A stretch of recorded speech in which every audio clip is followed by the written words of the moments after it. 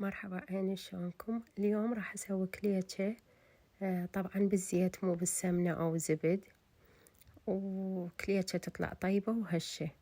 كيلو طحين عندي، ما راح اسوي هواي. شفتوا سويت الحلقوم وشفت ما حدا كله، قليل اكلوا منه، قلت خلي الف لهم وياه كليتشة.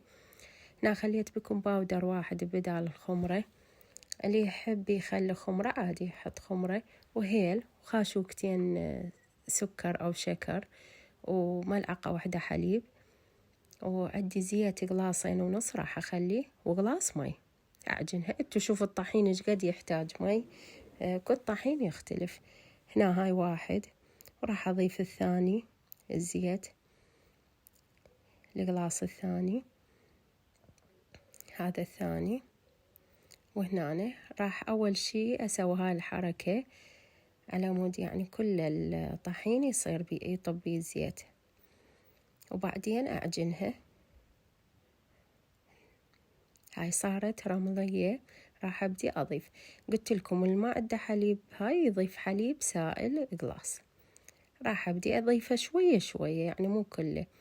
اشوف شلون اعجنها مثل العجين، واخليها ورأسا عادي لفوها، يعني مو لا تعفوها ساعة او هاي، لا. هسه باع هنا جهزت مثلا لللف عادي بأي قالب، واللي ما عنده قالب يعني مو إلا قالب. وتحبون الحشوة حسب الرغبة. أنا راح أحشيها حلقوم اليوم، وعندي جوز هند هم أحط كم وحدة، يعني قليل ما سويته هواية. هنا أنا خليتها شوية ترتاح، يعني هيك 10 دقائق خليتها، وراح أبدي ألفها. هذا الحلقوم، القالب حسب الرغبة.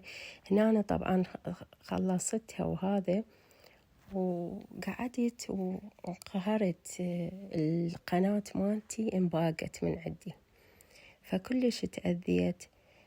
طبعا أنا مضطر الرمز الشخص وما أعرف بعد، فأي أحد عنده قناة لا يثق بأحد ويطل الرمز ويطل الإيميل ويطل هذا، ترى يعني دور بالكم. عاد الحمد لله رجعت. أنا انقهرت ليش؟ لأن أنا من سويتها لا على مود فلوس ولا على مود شي، أنا يعني هاي هوايتي، وجاي أسوي أكلات، وبديت يعني أنزل فيديوهات، وأنا حابتها. صح المشاهدة قليلة عندي وهذا، بس حابتها، يعني أقول حتى لو ما تنجح هاي القناة خليهن هاي الفيديوهات ذكرى. فالحمد لله والشكر، ورا ساعة رجع لي كل شي، والحمد لله رجعت القناة.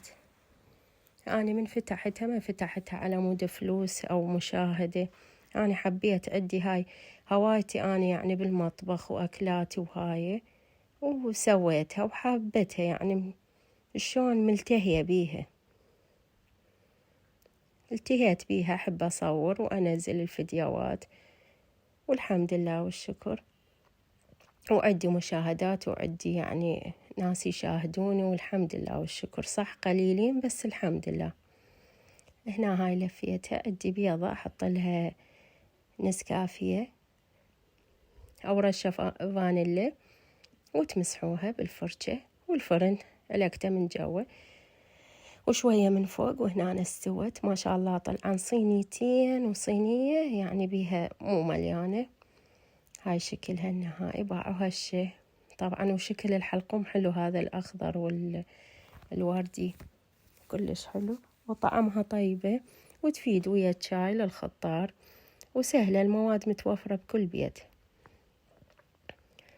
طبعا هنا أنا أخليها بحافظة وعادي، يعني برا مو إلا بالثلاجة أو شي. والله ظلت يعني هواية فترة طويلة ما صار عليها شي. هنا أنا جا العصر قلنا ندلل نفسنا، نسوي لنا شاي وشوية كليتشة. هنا حبايب قلبي لا تنسوني بلايك واشتراك بالقناة.